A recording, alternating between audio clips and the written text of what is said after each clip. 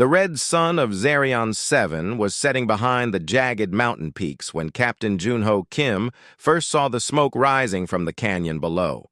He had been driving his cargo hauler across the dusty plains for 3 hours, bringing supplies to the mining settlement at Ridge Point. The route was always lonely, just him and the endless rocky landscape that stretched in every direction. Junho stopped his vehicle and climbed out to get a better look. The smoke was thick and black. Definitely not natural. Something had crashed down there, and recently, too. He pulled out his field glasses and focused on the source. Through the haze, he could make out the twisted remains of what looked like a spacecraft. But it was unlike anything he had ever seen before.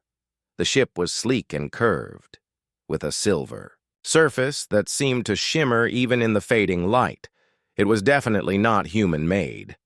The design was too smooth, too perfect. Human ships were built for function, with sharp angles and practical shapes. This vessel looked like it had been grown rather than built. Junho hesitated for a moment. Protocol said he should report any alien contact to the authorities immediately. But Ridge Point was still 15 miles away, and by the time help arrived, whoever was in that ship might be dead. The smoke suggested a fire, and fires on Zerion 7 could spread quickly in the dry air. He made his decision and started climbing, down into the canyon. The rocky walls were steep and loose stones scattered under his boots as he descended. The closer he got to the wreck, the more amazing it looked. The ship had carved a deep groove in the canyon floor before coming to rest against a boulder the size of a house. When Junho reached the crash site, he was surprised to find that the ship was not as badly damaged as he had expected. The hull was cracked in several places, and one wing was completely torn off, but the main body was mostly intact. The silver material seemed to be healing itself, slowly sealing some of the smaller cracks. He walked around the vessel looking for an entrance. The surface was perfectly smooth, except for what might have been a door outlined in thin lines. As he approached, the outline began to glow with a soft blue light. The door slid open with a whisper. Inside, the ship was even more incredible. The walls curved smoothly and gave off a gentle light that made everything visible without harsh shadows. Strange symbols covered panels that seemed to float in the air. But Junho did not have time to study the alien technology. He could hear something that sounded like breathing coming from deeper inside the ship. He followed the sound through a narrow corridor that opened into what must have been the pilot compartment. And there, slumped over a control panel that looked like it was made of liquid crystal, was the pilot. Junho stopped and stared. The being was clearly female, though definitely not human. Her skin was pale blue, almost white, with a texture that seemed to glow softly from within. Her hair was long and silver, flowing like water down her back. She was tall and thin, with delicate features that were beautiful in an otherworldly way. But she was also clearly hurt. Her breathing was shallow and uneven. When Junho moved closer, he could see dark blue liquid staining her strange clothing. It had to be blood, though it was unlike any blood he had ever seen. The alien woman stirred as he approached. Her eyes opened slowly, and Junho found himself looking into the largest, most expressive eyes he had ever seen. They were silver like her hair, with flecks of blue that seemed to dance in the soft light. For a moment, neither of them moved. Then, she tried to speak. The words were musical and flowing, unlike any human language. Her voice was weak but urgent, and she seemed to be trying to tell him something important. When he did not respond, she tried again, this time pointing to herself, and then to him. Junho pulled out his basic medical scanner and ran it over her body. The readings made him wince. She had multiple broken bones, internal bleeding, and what looked like severe damage to organs he could not identify. Without medical treatment, she would be dead within hours. She seemed to understand what the scanner was telling him. Her silver eyes filled with something that looked like tears, though they were clear like water instead of salty. She reached out with one delicate hand and touched his arm. Her touch was cool and sent a strange, tingling sensation. Up his arm, again she spoke in her musical language, but this time her meaning was clear even without words. She was asking for help. Jun-ho looked around the damaged ship. The communication system was destroyed, and even if it had been working, he would not have known how to use it. His own radio could not reach Ridge Point from inside the canyon. The alien woman needed medical attention that he could not provide here. He made another decision that would change both their lives forever. Jun-ho gently lifted the alien woman from her seat. She was surprisingly light, though he could feel the solid weight of her bones underneath the delicate appearance. She made a soft sound that might have been pain or surprise, but she did not resist. He carried her outside to where he had left his emergency kit. The medical supplies were basic, meant for human injuries, but he did his best to stabilize her condition. He wrapped her broken arm and used pressure bandages to slow the bleeding from her visible wounds. The alien woman watched everything he did with those incredible silver eyes. She seemed amazed by his care, as if kindness from a stranger was something completely unexpected. When Jun-ho was finished with the basic first aid, he looked up at the canyon walls rising around them. His vehicle was parked at the top, but there was no way to get it down here. And even if he could, the rocky terrain between here and Ridge Point would be impossible to navigate in the dark. But he could not leave her here to die. Jun-ho began gathering materials from the wreckage. Using metal panels from the ship and straps from his equipment, he built a makeshift stretcher. It was not pretty, but it would have to do. The alien woman understood what he was planning. She spoke again in her flowing language, and though he could not understand the words, her tone was clearly one of disbelief. She was asking why a complete stranger would risk so much for her. Jun-ho just smiled and lifted her onto the stretcher. As he adjusted the straps across his shoulders and prepared to begin the long climb out of the canyon, he wondered the same thing himself. The first stars were appearing in the darkening sky as Captain Jun-ho Kim began the 20-mile journey that would test every limit of human endurance. Behind them, the alien ship continued to heal itself with soft blue light, but ahead lay only darkness and the unknown. The climb out of the canyon nearly broke Jun-ho before the real journey even began. The stretcher straps cut into his shoulders as he pulled the alien woman up the steep rocky walls. Every step sent loose stones tumbling down behind them. His boots slipped on the smooth rock faces, and more than once he had to grab onto jutting ledges to keep from falling backward. The alien woman remained conscious during the climb, though she was clearly in great pain. She watched Jun-ho struggle with those strange silver eyes, and several times she tried to speak. Her musical voice was weaker now, but she seemed to be telling him to leave her behind.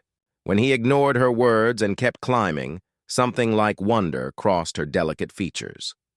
By the time they reached the top of the canyon, Jun-ho was breathing hard and his shirt was soaked with sweat. The night air of Zerion 7 was cold, and steam rose from his body as he paused to catch his breath. He checked on his passenger and was relieved to see that she was still alert, though her pale blue skin had taken on a worrying gray tint. The cargo hauler sat where he had left it, looking solid and reliable in the starlight. Jun-ho loaded the stretcher into the back and climbed into the driver's seat. But when he turned the ignition, nothing happened. He tried again with the same result. A quick check under the hood revealed the problem. Flying debris from the alien ship crash had damaged his engine's power core. The vehicle was dead and there were no spare parts for 20 miles in any direction. Jun-ho stood beside his useless truck and looked out at the vast, rocky landscape stretching toward Ridge Point. 20 miles of broken terrain, steep hills, and dangerous wildlife. In the daylight, it would be a difficult hike for a healthy person traveling light. At night, carrying an injured alien, it seemed impossible. But impossible had never stopped humans before. He gathered everything useful from the truck. water bottles, energy bars, his plasma cutter, and a small emergency beacon that might work if they got close enough to the settlement. He also took a thermal blanket and his heavy work jacket. The alien woman watched him prepare with growing amazement. When he lifted the stretcher again and adjusted the straps across his shoulders, she spoke urgently in her flowing language. She was clearly telling him this was madness, that he should save himself. Junho just started walking. The first few miles were the easiest. The ground was relatively flat, covered with loose gravel that crunched under his boots. The alien woman was quiet, though he could hear her breathing change with each step. The stretcher was heavier than he had expected, but his muscles were strong from years of manual labor. As they moved further from the crash site, the terrain began to change. Rolling hills gave way to jagged rock formations that jutted up from the ground like broken teeth. Junho had to pick his way carefully between them, sometimes backtracking when he found his path blocked. The alien woman began to drift in and out of consciousness. During her lucid moments, she would study Junho's face with those incredible eyes. Sometimes she would point to symbols on her clothing, strange markings that glowed faintly in the darkness. She seemed to be trying to communicate something important, but he had no way to understand. What amazed him was how she looked at him. It was not the way someone looked at their rescuer. It was the way someone looked at a puzzle they could not solve, as if his very existence challenged everything she thought she knew about the universe. 4 hours into the journey, they encountered their first real obstacle.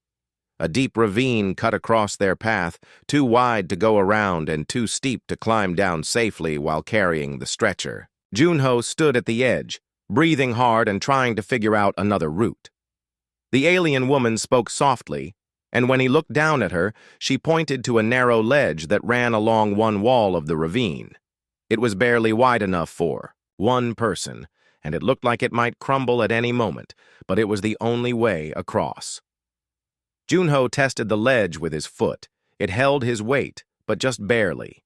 Step by careful step, he worked his way across the ravine. The stretcher bumped against the rock wall, and each time it did, small stones broke loose and tumbled into the darkness below. Halfway across, disaster struck. A section of the ledge gave way under his feet. For a terrifying moment, Junho felt himself falling.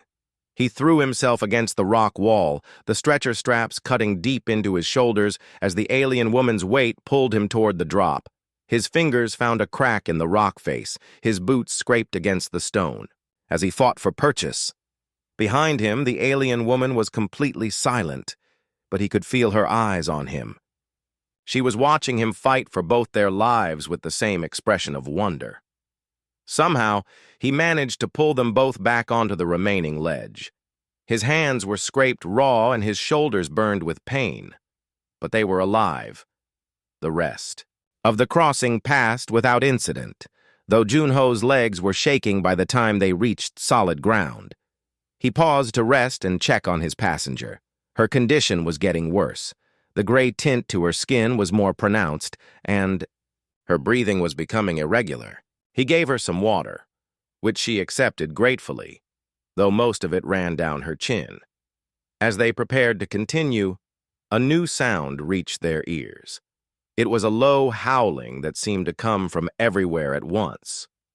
The alien woman's eyes went wide with what looked like fear.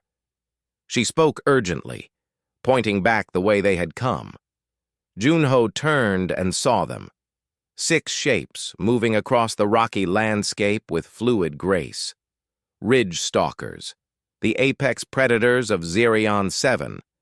They were the size of large dogs but moved like cats with 6 legs that could carry them over any terrain.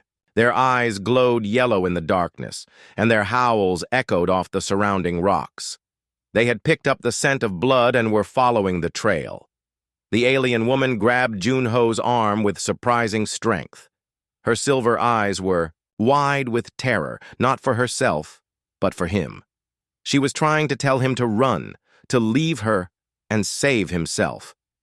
Instead, Junho carefully lowered the stretcher behind a large boulder and drew his plasma cutter. The tool was designed for cutting metal, not fighting predators, but it was all he had. The first ridge stalker appeared around a rock formation 50 yards away. It was bigger than the others, probably the pack leader. Its yellow eyes fixed on Junho, and it let out a howl that was answered by the rest of the pack. Then they charged. Junho had never been in a real fight in his life. He was a cargo hauler, not a soldier. But as the alien woman watched from behind the boulder, something ancient and primal awakened in him. The same stubborn determination that had driven humans to survive ice ages and cross oceans in wooden boats.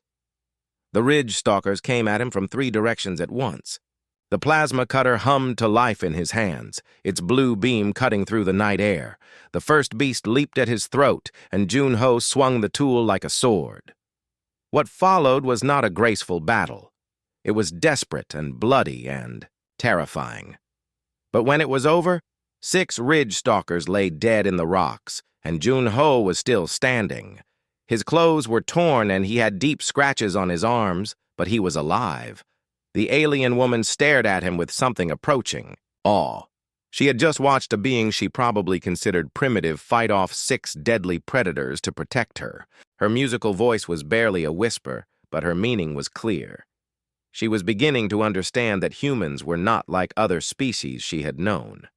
Junho picked up the stretcher again, his shoulders screaming in protest. They still had 15 miles to go, and dawn was still hours away. But something had changed during the fight. The alien woman was no longer looking at him like he was a puzzle. She was looking at him like he was a miracle. The medical station at Ridge Point had never seen anything like the alien woman Junho carried through its doors just as the sun was rising over Zarian 7. Dr. Hai-Jin Park was finishing her morning coffee when the alarm sounded, indicating an emergency arrival. She rushed to the entrance and found Junho collapsed just inside the doorway, still clutching the stretcher straps. His clothes were torn and bloody, his face was gray with exhaustion, and his hands were so cramped around the straps that she had to pry his fingers loose one by one. But it was his passenger that made Hye-Jin stop and stare. The alien woman was unconscious. Her pale blue skin almost transparent now, and her silver hair spread across the stretcher like liquid metal. Her breathing was so shallow that Hye-Jin had to check twice to make sure she was still alive. Working quickly, Hye-Jin and her medical team moved the alien woman into the treatment room. Human medical equipment was not designed for alien physiology, but Hye-Jin was a skilled doctor who had learned to adapt. She used scanners to map the alien's internal structure and adjusted the treatment protocols accordingly. The next 6 hours were a desperate battle to save a life unlike any they had ever encountered. The alien woman's blood was a rich blue color that glowed faintly under certain lights. Her bones were hollow like a bird's but incredibly strong. Her organs were arranged differently than human organs, but they served similar functions. Most amazingly, her body seemed to respond to human medical techniques. Pain medication worked, though she needed much smaller doses. Synthetic blood plasma helped stabilize her condition. Even basic surgery was possible, though Hye-Jin had to work carefully around organs she did not fully understand. Through it all, Junho sat in the waiting area, refusing to leave until he knew she would survive. His own injuries were minor compared to what he had endured carrying her across 20 miles of hostile terrain. When other staff members asked him why he had risked so much for an alien stranger, he just shrugged and said it seemed like the right thing to do. On the 3rd day, the alien woman finally woke up. Her silver eyes opened slowly and focused on the white ceiling above her.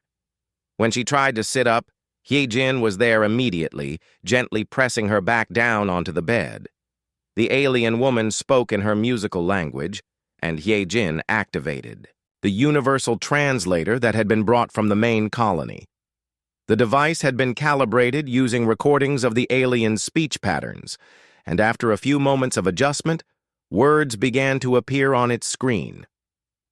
The first thing the alien woman said was, "Where is the one who carried me?" Junho was called to the medical bay immediately. When he walked through the door, the alien woman's face transformed with an expression of pure relief and joy. She tried to sit up again, reaching toward him with one delicate hand. Through the translator, she said, "You came back. I thought perhaps you were a dream brought on by pain." Junho pulled a chair up beside her bed. "I am real enough. How are you feeling?" "Alive, thanks to you." Her silver eyes studied his face with the same intense curiosity he remembered from their journey. "I am called Nari. What are you called?" "Junho. Junho Kim." Nari repeated his name several times as if testing how it sounded in her musical voice. "Junho Kim, I owe you my life, but I do not understand why you gave it to me. We are not the same species. We had never met. You gained nothing by saving me." It was the first of many conversations they would have over the following weeks. As Nari recovered her strength, she spent hours talking with Junho about human culture and behavior. She was fascinated by concepts that humans took for granted. The idea of helping strangers without expectation of reward seemed completely foreign to her. Nari claimed to be an explorer whose ship had suffered a mechanical failure while surveying the system. She said her people were called Cytherians and that they lived far across the galaxy. When asked about her technology and her mission, she became evasive, changing the subject to ask more questions about human society.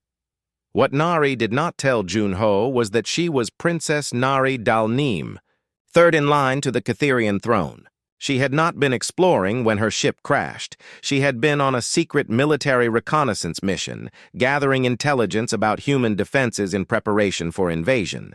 The Cytherian Empire had been watching humanity's expansion into space with growing concern. Humans were unpredictable. They formed alliances with other species easily. They adapted to new environments quickly. Most troubling of all, they seemed to inspire loyalty in other races through their strange concepts of fairness and cooperation. Nari's mission had been to identify weaknesses that could be exploited when the invasion began. She was supposed to assess human military capabilities, study their technology, and find ways to turn their allies against them. The information she gathered would help the Cytherian fleet crush human resistance quickly and efficiently. But now, lying in a human medical facility and talking with the man who had risked everything to save her, Nari found herself questioning everything she had been taught about the enemy. Junho brought her human food that had been adapted for her biology. He shared stories about Earth and the colonies, about human history and art and music.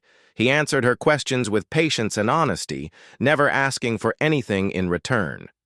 Most disturbing of all, he continued to visit her every day, even after, learning she was an alien from an unknown civilization. Other humans might have been suspicious or fearful, but Junho simply seemed curious about her people and concerned for her well-being.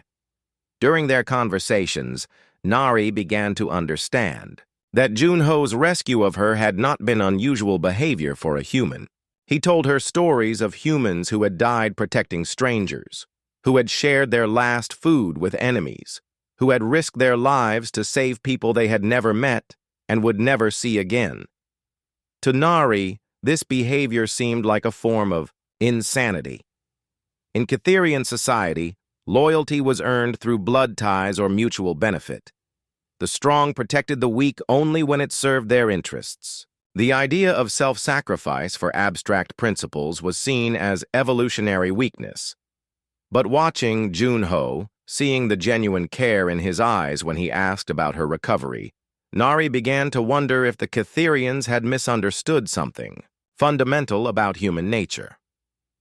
In private moments, when Junho was not visiting, Nari used a hidden communication device to send coded reports to her handlers, but she found herself unable to write the strategic assessments she had been sent.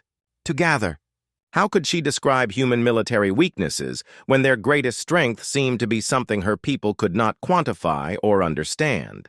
Instead, her reports became increasingly vague. She described human technology as adequate and their defenses as standard. She made no mention of the tactical information she had been ordered to collect. Most troubling of all, she found herself emphasizing human unpredictability as a reason to avoid direct confrontation. Her Catherian controllers grew suspicious of these non-committal reports. Princess Nari Dal-Neem had always been a precise and thorough intelligence officer. Her current communications suggested either incompetence or treachery, and the Catherian High Command did not tolerate either. Unknown to Nari, her own people were already planning her extraction, but they were also planning something else.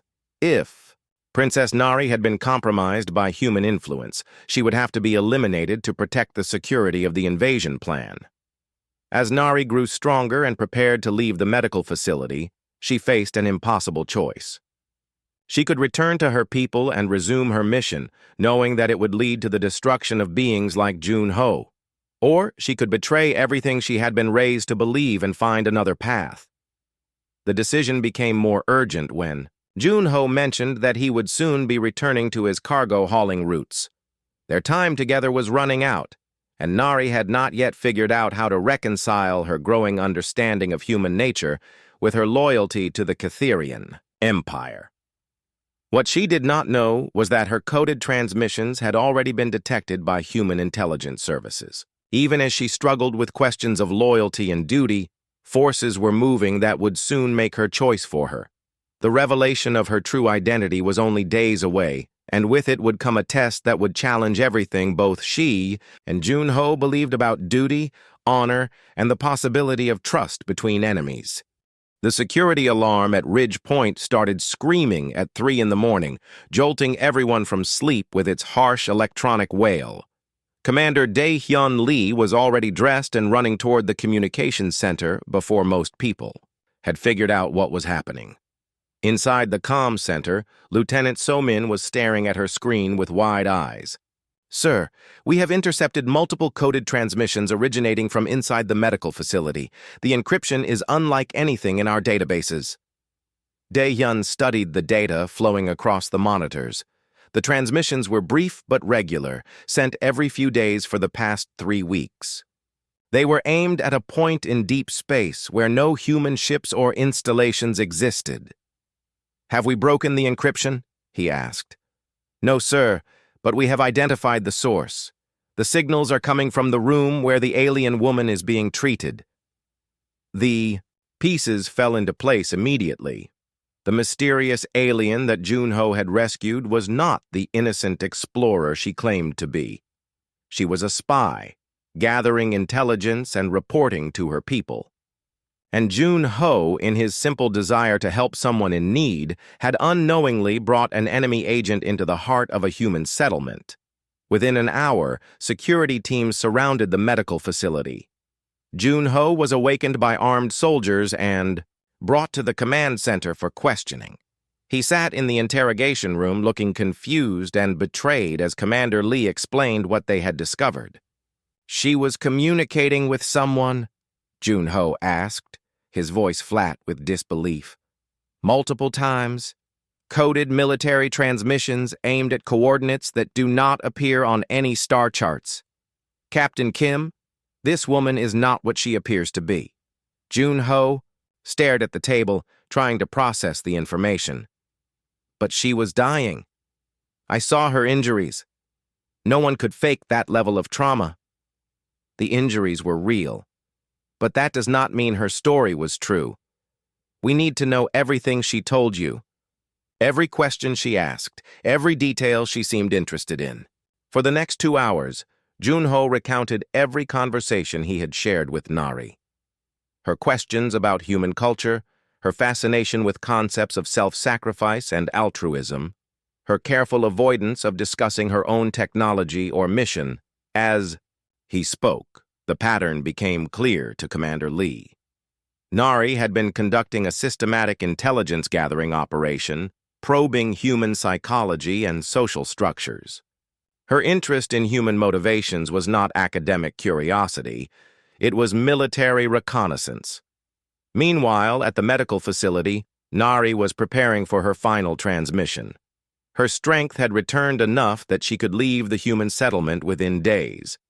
Her handlers expected a complete intelligence report before her extraction, but as she activated her hidden communicator, Nari found herself unable to complete the report her people expected. How could she describe the strategic weaknesses of a species that had risked everything to save her life?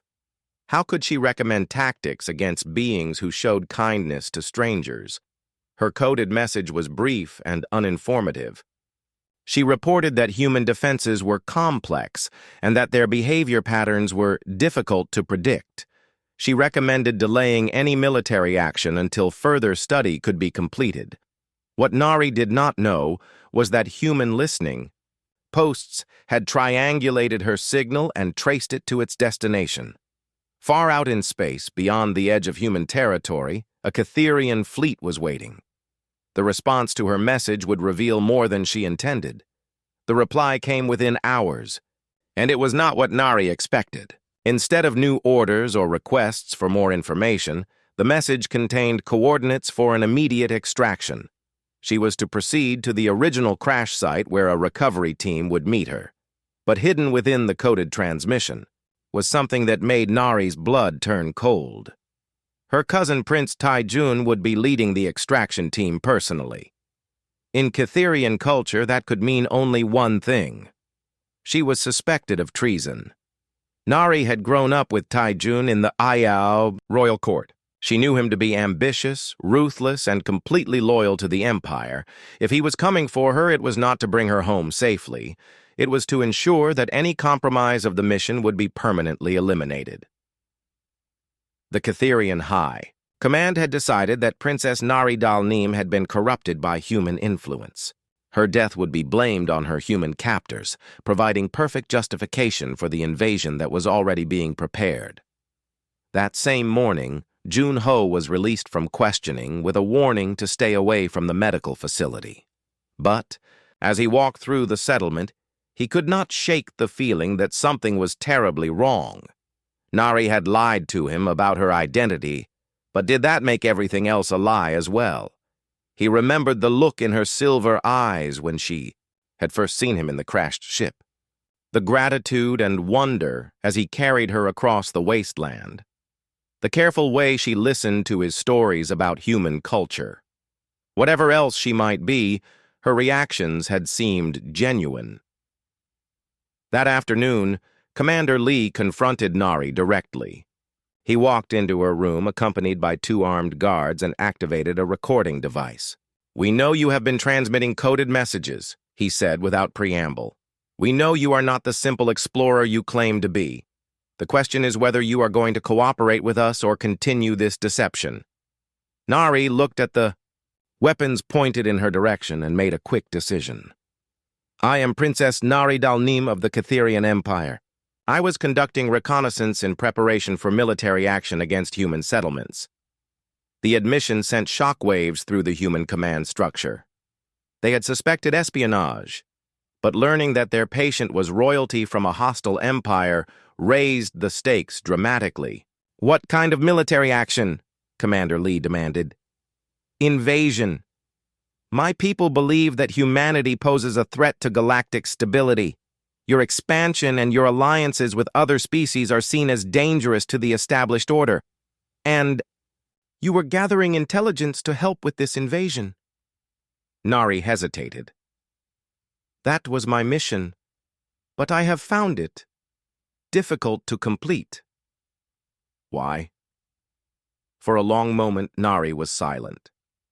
How could she explain to this human commander that one of his people had shown her a kind of courage and compassion that challenged everything she had been taught about the nature of civilization?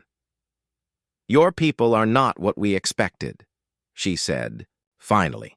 Commander Lee was about to press for more details when alarms began sounding throughout the settlement. Long-range sensors had detected ships approaching Zerion 7. Multiple vessels, moving fast and heading directly for the planet. The Catherian extraction fleet had arrived. In the communications center, Lieutenant Somin was tracking 5 ships as they entered the outer atmosphere. Their technology was clearly advanced, far beyond anything in the human arsenal. They were not responding to communication attempts, and their trajectory suggested they were heading for the crash site where Nari had first been found. Commander Lee made a decision that would have consequences for everyone involved. Instead of keeping Nari as a prisoner, he decided to let her go to the meeting. Human forces would track her and observe the extraction, gathering intelligence about Catherian capabilities and intentions. What he did not know was that Jun-Ho had been listening to military communications from his quarters. When he heard that Nari was being sent to meet ships from her home world, something cold settled in his stomach. He had seen the fear in her eyes when she talked about her people's reaction to her failure to complete her mission. He had heard the resignation in her voice when she admitted that Catherians did not value the kind of mercy he had shown her. Jun-Ho had been betrayed by someone he had risked his life to save. But he had also seen something in Nari that he was not willing to abandon. The woman who had watched him fight ridgestalkers to protect her was not the same person who had originally crashed on Zerion 7. As Nari prepared to leave the settlement for what might be the last time, she found herself hoping that she would never see Jun-Ho again. Not because she did not care about him, but because she was afraid of what her people would do to him if they discovered how much he had influenced her thinking. But Jun-Ho had already made his own decision. He had saved Nari once before, when she was dying in a crashed ship. If she was walking into danger now, he was not going to let her face it alone. Human or alien, spy or innocent, enemy or friend, no one deserved to die alone. The canyon where Nari's ship had crashed looked different in the late afternoon sunlight. The wreckage had been mostly consumed by the self-repair systems, leaving only scattered pieces of alien metal that gleamed like silver tears against the red rocks. Nari stood at the edge of the crash site, waiting for her cousin's arrival. She had left the human settlement an hour earlier, walking alone into the wilderness with nothing but the clothes on her back and the terrible knowledge of what awaited her. The coded message from Prince Taijun had been clear. This was not a rescue. This was an execution disguised as an extraction. Above her, the Catherian ships descended like falling stars. 5 sleek vessels that moved through the atmosphere as easily as swimming through water. They landed in perfect formation around the canyon, their hulls shimmering with the same self-healing technology that had marked her own destroyed ship. Prince Taijun emerged from the lead vessel accompanied by a squad of elite Catherian warriors. He was tall and imposing, with the pale blue skin and silver hair that marked their royal bloodline. But where Nari's features were delicate and expressive, Taijun's face was cold and angular, carved from the same unforgiving stone as the canyon walls. "Cousin," he said, his voice carrying the musical quality of their language, but none of its warmth. "You look well for someone who has been held prisoner by savages." "I was not a prisoner," Nari replied carefully. "The humans treated my injuries and allowed me to recover." How generous of them. Taijun's silver eyes glittered with something that might have been amusement. "And I suppose you learned nothing useful during your extended stay among our enemies?" Nari felt the trap closing around her. "I gathered what intelligence I could, but the humans were suspicious. They limited my access to sensitive information." "Interesting, because our analysis of your transmission suggests that you learned a great deal but chose to share very little. Your reports have been disappointingly vague, cousin, almost as if you were protecting someone." The Catherian warriors spread out in a circle around them, their weapons drawn but not yet aimed. Nari recognized the formation.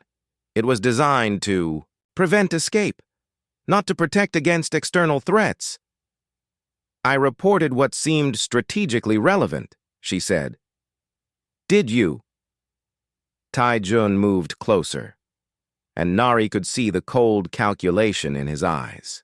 Tell me, cousin, what is strategically relevant about human concepts of mercy? Why did you spend 3 paragraphs in your last report discussing their willingness to risk their lives for strangers?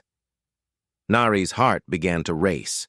Her reports had been more revealing than she had realized. I was trying to understand their motivations.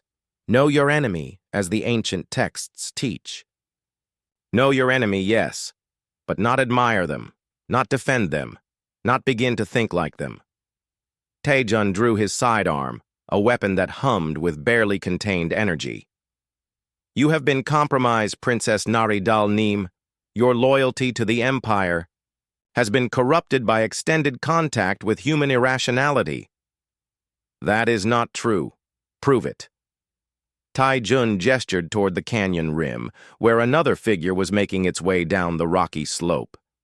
Even at a distance, Nari could recognize the determined stride and the familiar silhouette. Junho had followed her to the extraction site. The human who rescued you has come to interfere with our operation, Taejun said with satisfaction. Kill him and prove that your loyalty to the Empire remains intact. Nari stared in horror as Junho approached the gathering. He was unarmed, except for his plasma cutter, facing 5 advanced alien warships and a squad of elite soldiers. By any rational calculation, he was walking to his death. But Nari had learned something about humans during her time among them. They did not always make rational calculations. Sometimes they acted on principles that defied logic and mathematics and self-preservation. Junho reached the bottom of the canyon and walked steadily toward the confrontation. His eyes met Nari's across the circle of armed Catherians, and she saw no fear there, only the same quiet determination that had carried her 20 miles through a hostile wilderness. Let her go, he said simply, his words translated by the universal device he carried. Prince Taejun laughed, a sound like crystal breaking.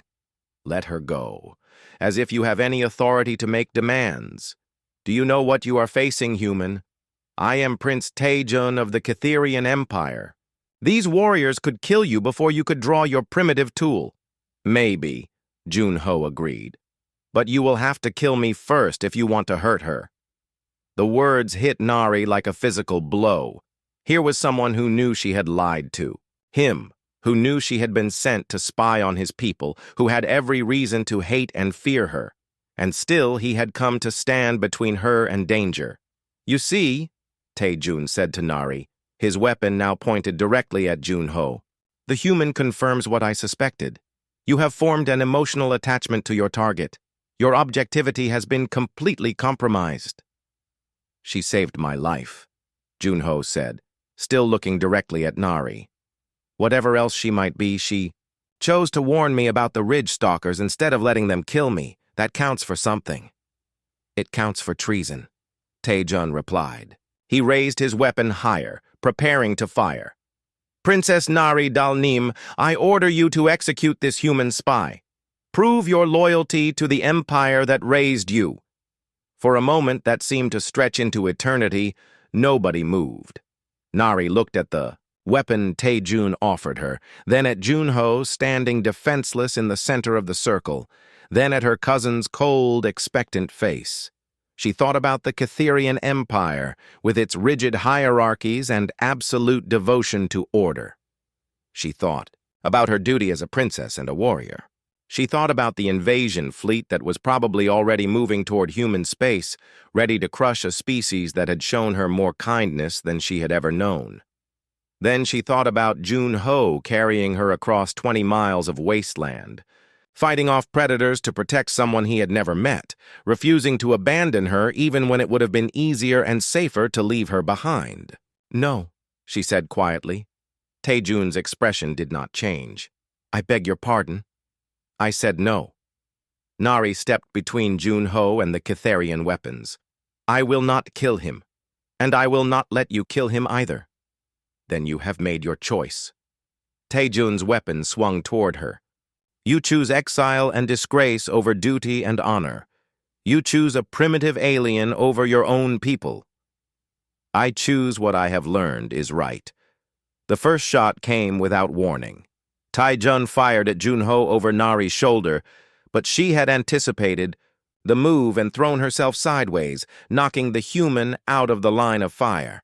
The energy blast scorched the rock where he had been standing. What followed was not a battle in any traditional sense. It was a desperate fight for survival against overwhelming odds. Nari had only a small sidearm that she had concealed during her captivity. Junho had his plasma cutter and the kind of stubborn refusal to give up that had made humans legendary across the galaxy. But they had one advantage that the Catherians had not expected. They fought as a team. Nari used her knowledge of Catherian tactics to predict where the warriors would move. Junho used his human unpredictability to strike where they least expected. When Nari was pinned down behind a boulder, Junho created a distraction that allowed her to reach better cover. When Junho was surrounded, Nari provided covering fire that gave him room to maneuver. Most importantly, neither of them retreated. Even when the situation seemed hopeless, even when they were outnumbered and outgunned, they continued to protect each other with the same fierce determination that had brought them together in the first place. Prince Tae-jun watched the battle with growing frustration. His elite warriors were struggling against two opponents who should have been easy targets. Worse, he could see that his cousin was not just defending herself. She was actively protecting the human, putting herself at risk to keep him alive. Proof of her treason was undeniable. But it was also revealing something that disturbed him deeply. Fighting alongside the human, Nari displayed a level of tactical innovation and pure courage that he had never seen before. It was as if contact with human irrationality had somehow made her stronger rather than weaker. The battle raged for 20 minutes before Junho took a hit that sent him sprawling behind a rock formation. His left arm was burned and useless, but he continued to fire his plasma cutter with his right hand. Nari saw him fall and felt something break inside her chest. The human who had saved her life was dying because of choices she had made. The man who had shown her what mercy looked like was paying the price for her moment of awakening. She stood up from cover, ignoring the energy blasts that scorched the air around her, and began walking toward Prince Tae-jun with her weapon raised. "Enough," she called out in the ancient formal language of the Catherian court. "I invoke the right of single combat. Face me yourself, cousin, and leave the human out of this." Tae-jun smiled and holstered his weapon. "Gladly. I have been looking forward to this conversation." But as the two royals faced each other in the center of the canyon, neither of them noticed the small emergency beacon that Junho had managed to activate before he fell. Help was coming, but it remained to be seen whether it would arrive in time to matter. The ancient ritual of single combat among Catherian royalty was not meant to be a fair fight. It was meant to be a demonstration of worthiness to rule. As Princess Nari faced Prince Tae-jun in the center of the canyon, both combatants understood that only one of them would leave alive. Tae-jun was larger and stronger with years of military training behind him. His weapon was a ceremonial blade that could cut through metal, powered by the same energy technology that drove Catherian starships. Nari carried only her small sidearm and the desperate knowledge that Junho's life depended on her victory. "You have forgotten what you are," Tae-jun said as they circled each other. "You are Catherian nobility, bred to rule lesser species. Instead, you grovel before a primitive creature that should be your slave." "I have learned what I could be," Nari replied. "Something better than what I was raised to become." Tae-jun struck, without warning, his blade cutting through the air fast enough to leave a trail of light. Nari barely dodged, the energy weapon missing her by inches. She rolled behind a boulder and fired her sidearm, but Tae-jun deflected the blast with casual ease.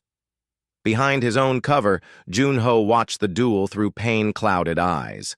His emergency beacon was transmitting, but help was still minutes away. Nari was fighting for her life against an opponent who clearly outmatched her, and there was nothing he could do to help. But as he watched, Junho began to notice something strange. Nari was not fighting like a traditional Kitherian warrior.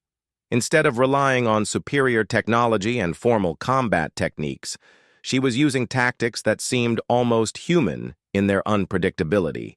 She used the terrain to her advantage, ducking behind rocks and using elevation changes to confuse Taejun's attacks. She feinted and misdirected, making him waste energy on strikes that hit nothing but empty air. Most importantly, she never stopped moving, never gave him a clear target for more than a few seconds. Taejun grew increasingly frustrated as the duel continued.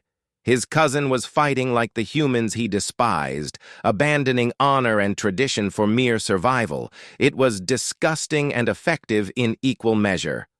"Stand and fight," he commanded, his blade crackling with increased power. "Face me with the dignity befitting your birth."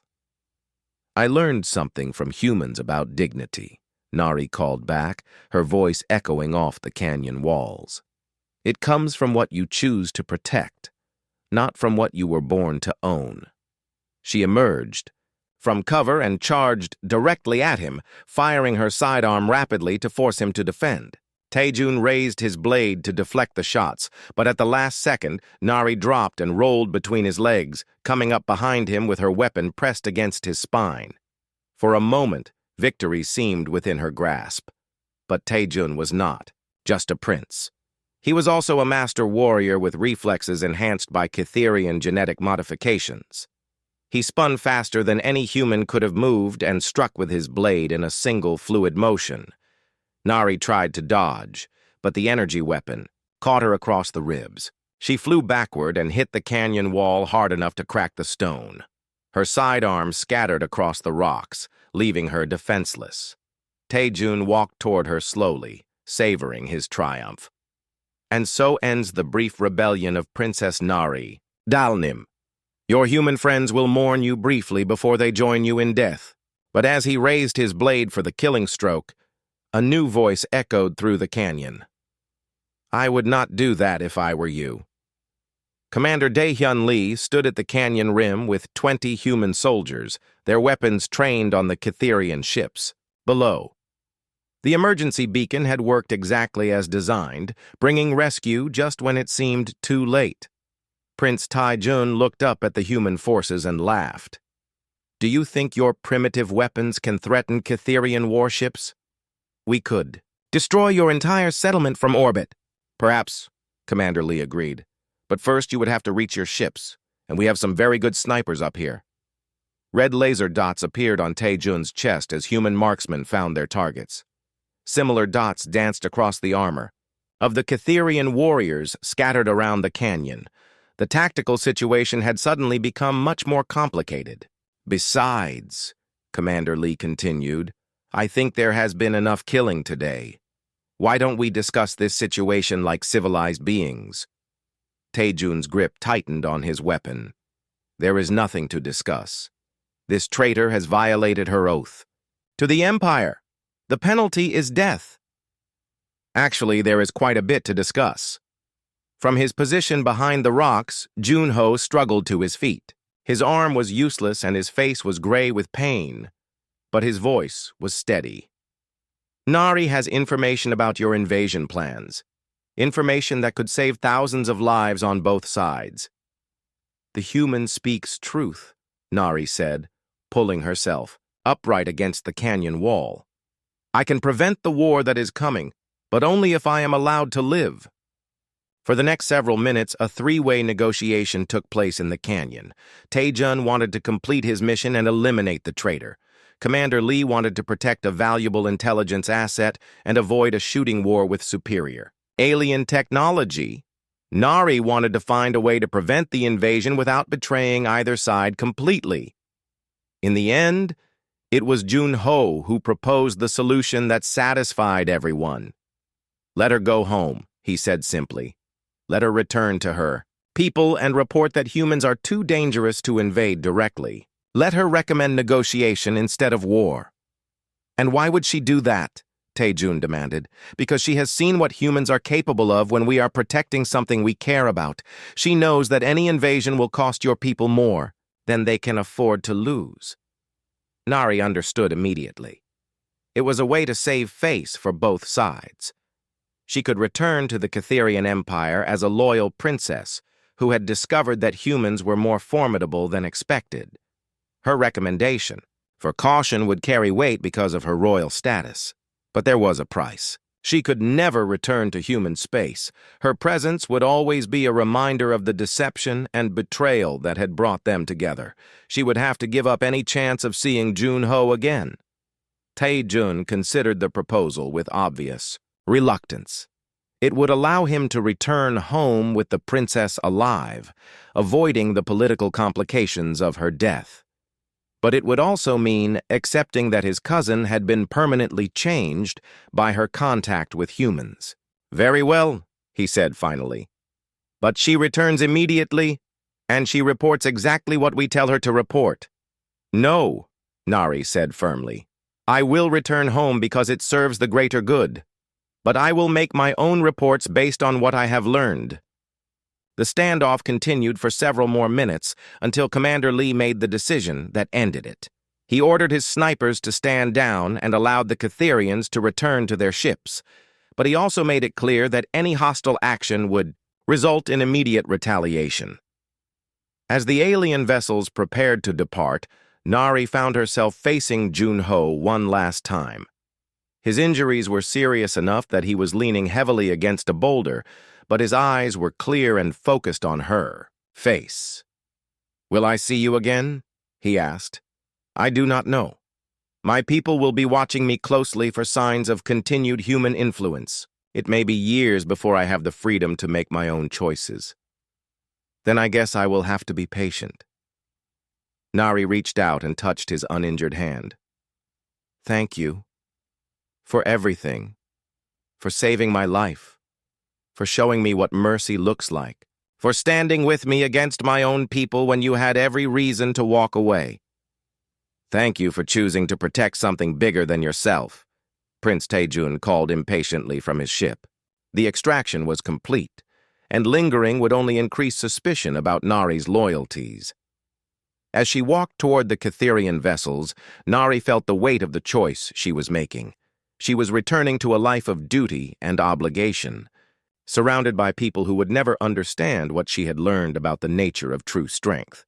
But she was also carrying with her the knowledge that change was possible, that even the most rigid societies could be influenced by new ideas, that sometimes the greatest act of loyalty was the willingness to challenge everything you had been taught to believe. 6 months later, Junho received a message through diplomatic channels. It was brief and carefully worded, but its meaning was clear. The Catherian invasion had been postponed indefinitely. Princess Nari Dal-Nim had convinced the High Council that humanity represented a greater challenge than previously assessed. She recommended a policy of cautious observation rather than direct confrontation. Her report emphasized human unpredictability and their tendency to form strong alliances with other species. Most importantly, she warned that human concepts of self-sacrifice and protection of others made them extremely dangerous opponents who would fight far beyond any rational calculation of survival. The war that might have killed millions was avoided, but Nari paid the price for that peace. She was assigned to a remote diplomatic post far from the centers of Catherian power.